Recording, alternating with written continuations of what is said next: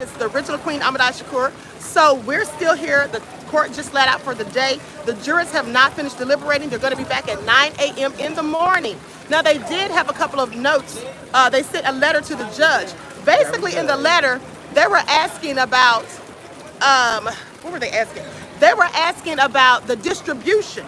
Now, they wanted some clarity on the distribution as to whether or not if Diddy and others were at the freak-offs, basically, and they were doing illegal substances, and Diddy provided them, and they were all doing them, is that distribution? Comey immediately stood up and said yes. Now, to me, that is not the case, but what Comey is doing, in my opinion, now Mark Agnifilo said that he wouldn't say yes to that, and that he wants to discuss it with his team, and so the judge gave him and his team and Comey's team until 6 o'clock. It was 5:10 when the judge gave the order, but he said they have until 6 o'clock today to come up with an answer, and they'll give that answer to the jurors tomorrow. But here's what Comey's doing. Comey is using the phrase called the letter of the law. Let me tell you what the letter of the law is. That refers to a strict literal interpretation of the law, rule, or regulation without considering the underlying purpose or intent. You see, it emphasizes the exact wording of the text, rather than seeking a broader, more nuanced understanding, okay? Especially adhering to the written words precisely. So what does all of that mean? Well, I'm so glad you asked. Basically, distribution, if any of us were to say that someone was charged with drug distribution, we would think that that means they were selling it, that they had enough that they were selling it to other people, not just enough for personal use that other people used with them. So, but she's saying in a literal sense that yes, that's what it was. That is called distribution. Well, that's because she wants the conviction, and she knows that she has a paper-thin case. So with that all being said, I don't know what they're going to come to the conclusion of. We'll find out in the morning because, like I said, Agnifilo said he would not say yes to that because Agnifilo knows, as well as I do, that that is not drug distribution, okay? Another thing is they let the judge know that they weren't finished for today, and also the incident that happened with juror number 25. I don't know exactly what happened with that, but basically they said he wasn't following instructions, and then there was some talk, just whispers, that the person wanted to leave and said they couldn't do it, okay? But the judge wouldn't allow them to leave. Now, in the event that someone does leave, they're going to get one of the other alternates, okay? So I have James here, and I want James to tell you what he thinks about what has transpired today and his thoughts on the last few days as the trial has unfolded. Go ahead, James. All right. Okay, good afternoon, everybody. Thank you so much for having me on, Queen. Absolutely. All right, so it was an interesting first day of deliberations. Earlier this morning, Judge Subramanian gave his very long rules of engagement for the jury. We're going to see an interesting turn of events, I think. People are saying that it's going to be a hung jury. People are saying that some of the charges are going to be a positive conviction, which means that Diddy is going to get acquitted. Some think that he's going to get convicted of some of the charges. Some think that he's going to be acquitted of some of the charges. As of right now, all of those things are yet to be determined. But we're going to see, either way, a positive turn of events. And most people think that he may get a decision before the 4th of July. At least I hope so, because I'm supposed to be covering the Essence Festival. So I have to be on a plane either way before the 4th of July. So y'all pray for me because these planes are still shutting down and they're still crashing, and I don't want to crash out.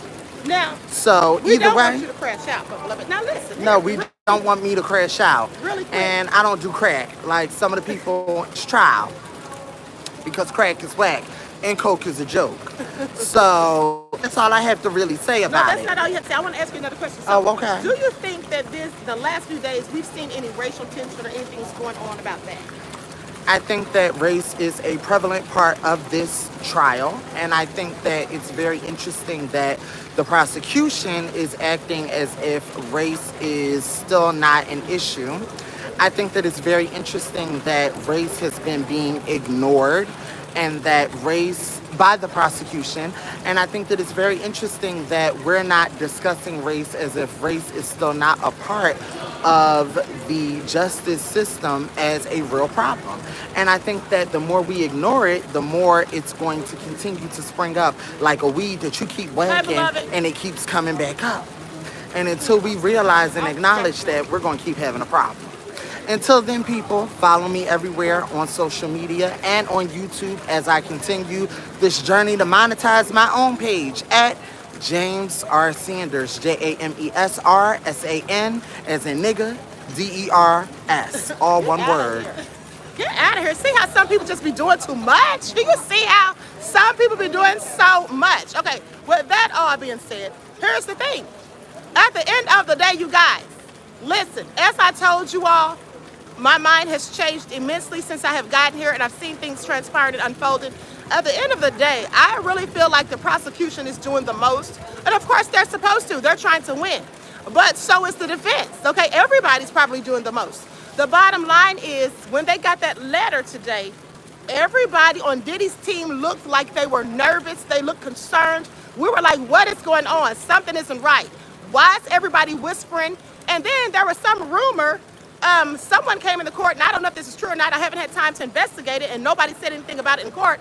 But someone came in and told us that there was some information about somebody seeing something that they weren't supposed to see, and that it was all over the news media. So I haven't had time to investigate that, so take that with a grain of salt. But at the end of the day, here's the thing. I absolutely believe in justice for all victims. I absolutely believe in justice, period, for those who deserve it. But the bottom line is justice should be distributed equally and fairly, okay? Not with falsehoods, not with embellished stories, not with lies and testimony, not with shoddy evidence, and also specifically not due to race, okay? That's just my opinion. With that all being said, I just want this to be fair, okay? Again, I'm not a Diddy fan, but I absolutely am a fan of the defense. They've done a good job, and you all know that I'm a criminal justice professor. That is my field of study. And so I'm always, intrigued when I see a good defense. Okay, that's just what it is. Okay, someone says justice should be served. Absolutely. Says, I saw you on Murad Morale. You did, beloved. I'm not sure if Murad liked what I said, because when I gave him my thoughts, he said, that's interesting. Usually when someone says that's interesting, maybe they don't agree. I don't know. But I love Murad. I always watch his videos. So it was nice meeting him. Okay, Texas Repo said using race as a defense. No, not using race as a defense. What I'm saying is there are things that are going on that seem to pertain to race. Okay? Now, if you're a person who looks like me, then you surely understand what I'm talking about, because we've seen it time and time again.